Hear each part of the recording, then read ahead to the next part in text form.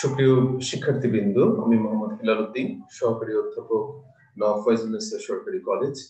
আজকে আমরা তথ্য ও যোগাযোগ প্রযুক্তির দ্বিতীয় অধ্যায়ের বিভিন্ন বিষয় নিয়ে আলোচনা করব। বিশেষ করে তোমরা অলরেডি একটি পরীক্ষা দিয়েছো, অনলাইনে গুগল ফর্ম ব্যবহার করে যে পরীক্ষা নেওয়া হয় সেখানে প্রশ্ন কেমন হয়, কিভাবে পরীক্ষাটি দিতে হয়, এই বিষয়ে কিছু টিউটোরিয়াল তোমরা আগে দেখেছো। সেগুলো দেখার কারণে এবং আজকে পরীক্ষা দেওয়ার কারণে তোমাদের মধ্যে যদি কোনো ভীতি থেকেও থাকে সেটি কিন্তু দূর হয়ে গেছে।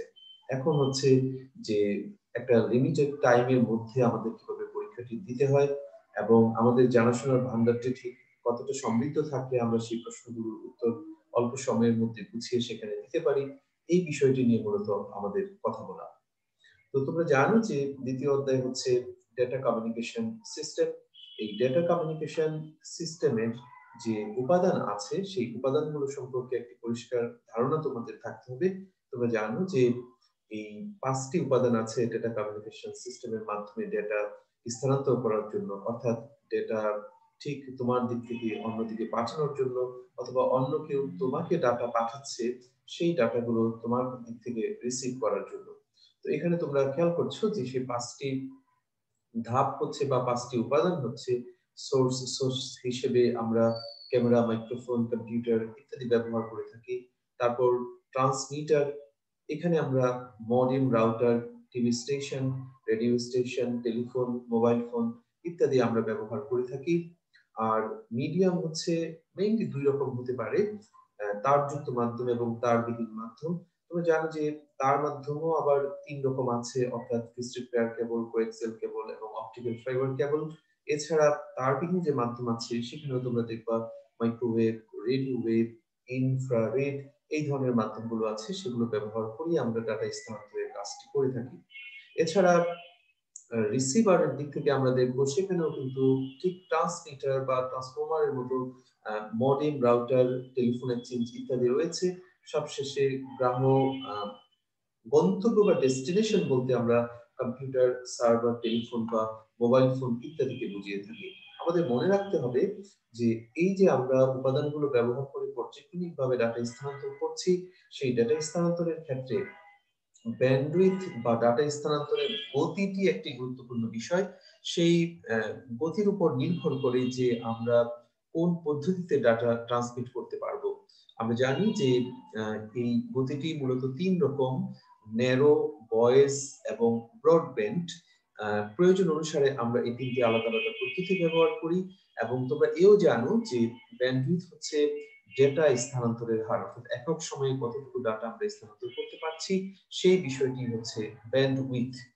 এখানে তোমরা খেয়াল করবে ডান পাশের যে টেবিল আছে সেই টেবিলে আমরা খেয়াল করছি যে বিভিন্ন সেবার জন্য যে গতি প্রয়োজন, এখানে তোমরা খেয়াল করেছো ইমেইলের জন্য 0.5 Mbps, ওয়েব ব্রাউজিং এর জন্য 0.5 থেকে 1 Mbps। এইভাবে পরপর বিভিন্ন রকম, আমরা যদি ইউটিউব থেকে ভিডিও দেখতে চাই, মুভি দেখতে চাই, অথবা সেই মুভির আবার কোয়ালিটি থাকে, সেই যদি এইচডি হয় তাহলে সেই ক্ষেত্রে তোমার বেশি ব্যান্ডউইথ থাকা দরকার হয়। এইভাবে আমাদের পর্যায়ক্রমিক ভাবে এদের যে বিভিন্ন রকম গতি আছে সেগুলো সম্পর্কে ধারণা থাকতে হবে। আর এখানে তোমরা খেয়াল করেছো bit per second, kilobit per second, megabit per second এই বিষয়গুলো, বা গিগাবিট পার সেকেন্ড এই বিষয়গুলো সম্পর্কে আমাদের একটি পরিষ্কার কনসেপ্ট থাকতে হবে।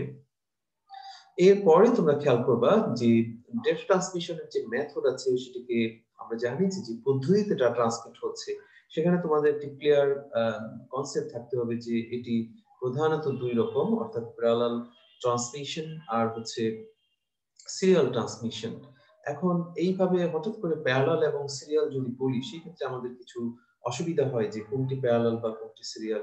এই যে খেয়াল করছো তোমরা প্যারালালি যাচ্ছে, একই সাথে অনেকগুলো বিট একসাথে যাচ্ছে, সেখানে ডাটা ট্রান্সমিট হচ্ছে, কিন্তু কোথায় হচ্ছে সেই উদাহরণটি কিন্তু একটু বলে দিলেই তোমাদের কাছে বিষয়টি পরিষ্কার হয়ে যায়।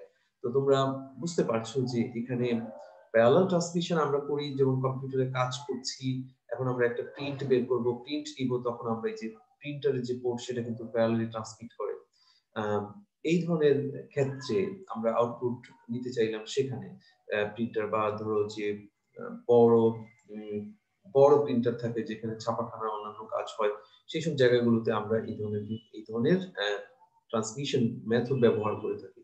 আর সিরিয়াল ট্রান্সমিশন আমরা ইউএসবি পোর্ট ব্যবহার করছি প্রতিদিন নিত্য নৈমিত্তিক, সেখানে এই USB port universal serial bus যেটা আর কি, এই ধরনের পোর্টে কিন্তু আমরা সিরিয়ালি ডাটা ট্রান্সমিট করছি, একটা বিট যাওয়ার পর অন্য বিটগুলো ব্যবহার করছি।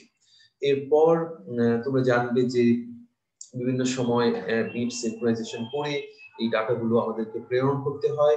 আর এখানে আমি বলে রাখবো যে এই ডাটা ট্রান্সমিশন যে মেথড আছে, সেই মেথডের মধ্যে এসিনক্রোনাস, সিনক্রোনাস এবং আইসোক্রোনাস এই তিনটি মূলত হচ্ছে মেইন পদ্ধতি। এর মধ্যে তোমরা খেয়াল করবে যে এসিনক্রোনাসের যে স্ট্রাকচার, সেই স্ট্রাকচারের মধ্যে কিন্তু স্টার্ট স্টপ বিট থাকে, প্যারিটি বিট থাকে। সিনক্রোনাসের মধ্যে অ্যাডার টেইলার থাকে, তারপর সিআরসি বা সাইক্লিক রিডান্ডেন্সি চেকের মতো বিষয়গুলো থাকে। আর আইসোক্রোনাস হচ্ছে এই দুটোকে কম্বিনেশন করে একসাথে তৈরি করা হয়েছে।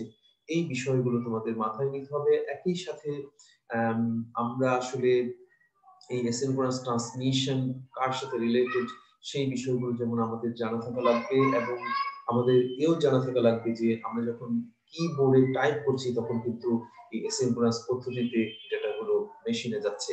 আবার সিনক্রোনাস পদ্ধতিতে যখন আমরা ডাটা ট্রান্সমিট করছি তখন সেখানে আমাদের খেয়াল রাখতে হবে যে ব্লক আকারে কতগুলো ডাটা এগ্রিগেট হয়ে হয়ে নির্দিষ্ট সময়ের মধ্যে সেই ডাটাগুলো কিন্তু সেখানে পৌঁছে যাচ্ছে। আর আমরা যে ভিডিও কল করে কথা বলছি, অডিও কল করে কথা বলছি, সেখানে কিন্তু এই ঘটনাগুলো আমরা অহরহ করছি, অর্থাৎ মেসেঞ্জারে এবং ধরো এই যে জুমে, অন্যান্য জায়গায় গুগল মিটে, সেখানে আমরা কিন্তু এই কাজগুলো করছি, বা হোয়াটসঅ্যাপে করছি। সেখানে কিন্তু আমাদের প্রতিনিয়তই আমরা কি করছি, অডিও ভিডিও কলের মতো জায়গাগুলোতে আমরা আইসোক্রোনাস সিস্টেম ব্যবহার করছি। যেহেতু পরীক্ষাটি হচ্ছে অনলাইন পরীক্ষা এবং তোমরা সেটি কেউ বাসায় বসে দিবে, কেউ দুই চারজন মিলে একসাথে বসে দিবে, যেভাবেই দাও না কেন, তোমাদের মাথায় রাখতে হবে যে প্রশ্নটি হয়তো তুমি ঠিক টু দা পয়েন্টে ওইভাবে পাবে না।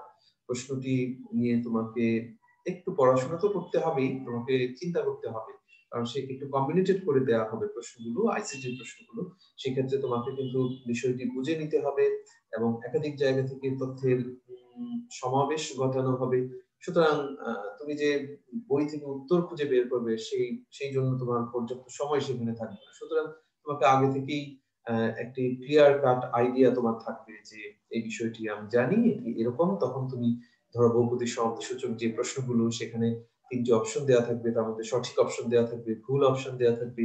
সেই ভুল অপশনটি তোমাকে রেকটিফাই করতে হবে, রেকটিফাই করে তারপর তোমাকে উত্তরটি করতে হবে। যদি তুমি এইভাবে করতে পারো তাহলে তোমার স্কোরটা বেশ ভালো আসবে। যাই হোক, ডাটা ট্রান্সমিশন মোড নিয়ে আমরা কথা বলবো। তোমরা আগে থেকেই জানো যে এই ক্ষেত্রে আমরা জানি তিন রকমের হয়ে থাকে, simplex, half duplex, full duplex. Simplex এর ক্ষেত্রে রেডিও টেলিভিশনের যে অনুষ্ঠান স্টেশন থেকে সম্প্রচার হয় সেগুলো একমুখী থাকে সবসময়, এটি সিমপ্লেক্স। আর হাফ ডুপ্লেক্স এর ক্ষেত্রে আমরা জানি যে পুলিশের হাতে যে ওয়াকি টকি থাকে, ফ্যাক্স থাকে, তারপরে এই ধরনের যে ডিভাইস গুলো থাকে সেগুলো সাধারণত হাফ ডুপ্লেক্স পদ্ধতিতে ডাটা ট্রান্সমিট করে থাকে। বাট ফুল ডুপ্লেক্স এর কথা যদি আমরা বলি, তাহলে আমাদের পরিচিত ডিভাইসের মধ্যে মোবাইল ফোন আছে, তারপর টেলিফোন আছে, সেগুলোতে ফুল ডুপ্লেক্স পদ্ধতিতে, অথবা আমরা যে বিভিন্ন জায়গায় ভিডিও কল, অডিও কল করছি, সেগুলো ফুল ডুপ্লেক্স মোডে কিন্তু আমাদেরকে সাপোর্ট দিচ্ছে।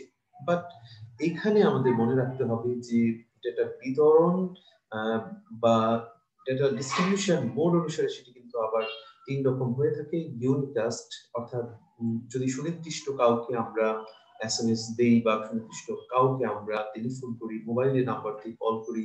আর ব্রডকাস্টের ক্ষেত্রে তোমরা জানো যে বড় বড় যে অর্গানাইজেশন যেমন বিবিসির অনুষ্ঠান সবার জন্য সম্প্রচার হয় নির্দিষ্ট ব্যান্ড উইথে গিয়ে বা এফএম ফ্রিকোয়েন্সিতে গিয়ে, 100 ফ্রিকোয়েন্সি থেকে কিন্তু আমরা সবাই অনুষ্ঠান শুনতে পাই, কারোর জন্য নিষেধ নয় যে অনুষ্ঠান শুনতে পাবে না। বাট এখানে তোমরা খেয়াল করবে যে মাল্টিকাস্টে গিয়ে কিন্তু সুনির্দিষ্ট গন্তব্য, অর্থাৎ একটা গ্রুপে যারা গ্রুপ মেম্বার তারাই শুধু কানেক্টেড হতে পারবে, অন্যরা কিন্তু সেখানে কানেক্টেড হতে পারবে না, তারাই শুধু তথ্য পাবে, অন্যরা পাবে না। এইভাবে একটু ধরে ধরে তোমাদেরকে করতে হবে। যেটা কমিউনিকেশনের মাধ্যম সম্পর্কে আমি আগে বলেছি, এখানে আর বিস্তারিত বলবো না নতুন করে। তোমরা এই কয়েক রকমের আলোচনা শুনেছো, যে telephone cable, coaxial, twisted, fibre optical cable. তার মধ্যে তোমরা জানো যে ফাইবার কেবল যেটি আছে সেটি কাচের তৈরি এবং এর ভেতর দিয়ে লাইট ফ্রিকোয়েন্সি বা লাইট সিগন্যাল হিসেবে ডেটা স্থানান্তর হয় এবং সেটি আলোর গতি যে বেশি গতিতে স্থানান্তর হয়। এবং আমরা এও জানি যে এর ভেতর দিয়ে বা অভ্যন্তরীণ যে পরিবহন সেটি হচ্ছে পূর্ণ অভ্যন্তরীণ প্রতিফলনের মাধ্যমে সেই কর্মকাণ্ডটি পরিচালনা হয়ে থাকে। এছাড়া তার বিহীন যদি বলো রেডিও, মাইক্রোওয়েভ এবং ইনফ্রারেড তোমার নির্দিষ্ট ফ্রিকোয়েন্সি গুলো খেয়াল করবে বা তুলনা করে পড়ার চেষ্টা করবে। আর এখানে একটু অন্যভাবে তোমার যে হটস্পট প্রযুক্তি যেগুলো আছে ব্লুটুথ, ওয়াইফাই এবং ওয়াইম্যাক্স, সেইগুলোর পূর্ণ নাম, সেইগুলোর কার্যক্ষমতা, সেগুলো সম্পর্কে আমাদের জানতে হবে। এবং তোমরা খেয়াল করবে যে টুইস্টেড পেয়ার কেবলের মধ্যে shielded twisted pair cable, unshielded twisted pair cable, অর্থাৎ যেটাতে অতিরিক্ত আবরণে আবৃত থাকে সেই শিল্ডেড টুইস্টেড পেয়ার কেবল, সেগুলো কিন্তু আলাদা করে তোমাদের চিনতে হবে। এবং পর্যায়ক্রমিকভাবে তাদের ভেতরের যে উপাদান, তাদের ডাটা স্থানান্তরের যে ক্ষমতা, সেইগুলো একইভাবে কোয়েক্সেল কেবল থেকে ওই বিষয়গুলো যেমন আমাদের জানতে হবে। এখানেও কিন্তু দু রকম, অর্থাৎ থিন নেট আর হচ্ছে থিক নেট। পুরুত্ব বেশি থিক নেটের মধ্যে, আর এটাতে পুরুত্ব কম থাকে এবং তাদের ডেটা স্থানান্তরের ক্ষমতাও তারতম্য থাকে বা পার্থক্য থাকে। আর ফাইবার অপটিক কেবল সম্পর্কে একটু ভালো করেই তোমাদেরকে জানতে হবে যে বিষয়গুলো এর মধ্যেই আমি আলোচনায় নিয়ে আসছি, সেইগুলো একটু বারবার ধরে ধরে পড়ে সেই বিষয়গুলো সম্পর্কে তোমাদের একটি পরিষ্কার ধারণা যেন থাকে, সেইভাবে তোমরা কাজ করবা। এখানে সিঙ্গেল মোড এবং মাল্টি মোডের বিষয়টিও মাথায় নিতে হবে। তারপরে আমরা চলে যাব হচ্ছে এছাড়া আরো অন্যান্য যেসব মাধ্যম আছে সেই মাধ্যমগুলো। এখানে তোমরা খেয়াল করেছো ইলেকট্রোম্যাগনেটিক স্পেকট্রামের কথা বলা হয়েছে। এখানে রেডিও ওয়েভ, মাইক্রোওয়েভ, তাছাড়া মাইক্রোওয়েভের মধ্যে আবার টেরেস্ট্রিয়াল মাইক্রোওয়েভ এবং স্যাটেলাইট মাইক্রোওয়েভ আছে। স্যাটেলাইটের বিষয়টি বিশেষ করে বঙ্গবন্ধু স্যাটেলাইট 1 যখন আমরা পাঠিয়েছি তখন স্যাটেলাইটের বিষয়ে আমাদের নিজস্ব একটি কনসেপ্ট তৈরি হয়েছে এবং আমরা প্রথম অধ্যায়ের আলোচনায়ও স্যাটেলাইটের বিভিন্ন বিষয় পড়েছি। কিন্তু সেই স্যাটেলাইটকে কন্ট্রোল করার জন্য কিন্তু এই যে টেরেস্ট্রিয়াল বা ভূপৃষ্ঠের যে মাইক্রোওয়েভস টাওয়ার গুলো আছে সেইগুলো কিন্তু সহযোগিতা করে থাকে আমাদেরকে স্যাটেলাইট পরিচালনার জন্য, স্যাটেলাইটের সাথে কানেক্টিভিটি বজায় রাখার জন্য। যাই হোক, এখানেও তোমাদের স্যাটেলাইটের বিষয়ে পুনরায় আলোচনা আছে, সেখান থেকে তোমরা আবারও একটু দেখে নিবে স্যাটেলাইট সম্পর্কে যে আলোচনা এখানে আছে। ওয়্যারলেস কমিউনিকেশন সিস্টেম এর মধ্যে তোমার এই ওয়্যারলেস কমিউনিকেশন সিস্টেমটি আস্তে আস্তে জনপ্রিয় হচ্ছে এবং সেখানে আমরা আলাদা আলাদা প্রযুক্তি ব্যবহার করছি এবং সেখানে হটস্পট প্রযুক্তিগুলোর মধ্যে আমরা ডাটা স্থানান্তর যখন করছি তখন সেখানে ব্লুটুথের পেছনের ইতিহাসটা একটু জানলে আমাদের জন্য ভালো হবে। বহু ব্লুটুথ ডিভাইস আছে, mouse, keyboard, headphone set, speaker ইত্যাদি, এগুলো দিন দিন আমাদের কাছে অনেক বেশি জনপ্রিয় হচ্ছে। ওয়াইফাই নেটওয়ার্কিং এর ক্ষেত্রে আমাদের অন্য মাত্রায় নিয়ে যাচ্ছে। এছাড়া ওয়াইম্যাক্স, যেটা সারা পৃথিবীতে আমরা world wide interoperability of microwave access এর মাধ্যমে সারা পৃথিবীতে আমরা নেটওয়ার্কিং ক্যাপাসিটি যেটি আছে সেটি ছড়িয়ে দেওয়ার চেষ্টা করছি। এই টেবিলের মধ্যে সেই ইনফরমেশন গুলো এক জায়গায়, ব্লুটুথ, ওয়াইফাই এবং ওয়াইম্যাক্স এর ইনফরমেশন গুলো একটা জায়গায় চলে আসছে, সেখান থেকে তোমরা বিষয়গুলো একটু দেখে নেওয়ার চেষ্টা করবে।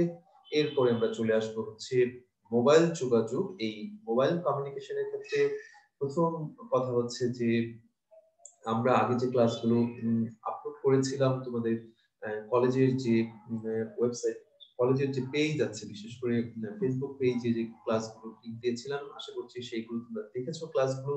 সেই ক্লাসগুলো যদি তোমরা দেখে নাও থাকো তাহলে কিন্তু আবার এখন সুযোগ আসছে আরেকবার সেগুলো দেখে কমপ্লিট করে রাখার জন্য। কারণ মূল যে বইটি সেই বইয়ে একেবারে জিস্ট আলোচনা আছে, কিন্তু আমরা যখন ইন্ডিভিজুয়ালি ক্লাসগুলো ছোট ছোট অধ্যায়ে ভাগ ভাগ করে নিয়ে দিয়েছিলাম সেখানে কিন্তু সেই আলোচনার বাইরেও একটু সহজে যাতে বোঝাতে পারি সেই জন্য অন্য বিষয়ে নিয়ে এসে সেগুলো তোমাদের দেখানোর চেষ্টা করেছি। একটু কালারফুল ছবি, প্রেজেন্টেশন, ভিডিও, এই নানা রকম বিষয়গুলো কিন্তু আমরা সেখানে ব্যবহার করেছি। হ্যাঁ, তো এই জিনিসগুলো তোমাদেরকে একটু খেয়াল করে সেখান থেকে অবশ্যই দেখতে হবে। সেই ক্লাসগুলো যদি তোমরা না দেখে থাকো তাহলে তোমাদের অবশ্যই সেই ক্লাসগুলো দেখে নিতে হবে, যেহেতু 2 দিন ছুটি আছে, বৃহস্পতিবার শুক্রবার তোমরা পেছনের ক্লাসগুলো একটু দেখে নিবে। আমি যে যে বিষয়ের উপর জোর দিচ্ছি এবং ধরে ধরে পড়তে বলছি সেই জায়গাগুলো থেকে প্রশ্ন থাকলে যেন তোমরা সঠিকভাবে উত্তর করতে পারো। যাই হোক, মোবাইল কমিউনিকেশনের বিষয়ে তোমরা জানো যে একটু বিরতি দিব, ফোনটি ধরে তারপর আমি আবার